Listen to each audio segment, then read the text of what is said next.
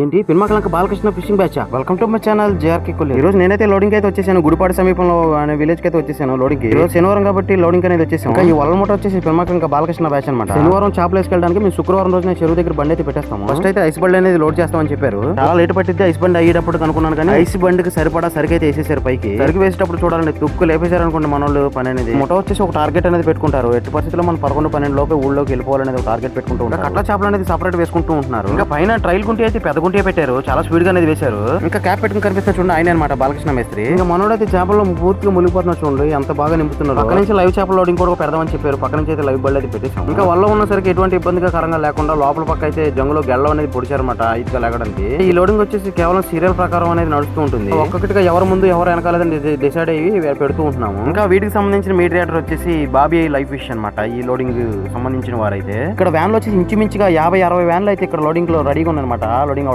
మనలో వచ్చేసి సిద్ధమైపోతున్నారు అనమాట లైవ్ లోడింగ్ అయితే చేయడానికి. మీకు కనిపిస్తున్న ఆ బ్లూ కలర్ మెస్ లో 10-15 చేపలు మాత్రమే పైకి అనేది వేస్తూ ఉంటారు. 15 చేపలు వేసినప్పటికీ 20-25 కేజీలు అయితే వస్తుంది బరువు.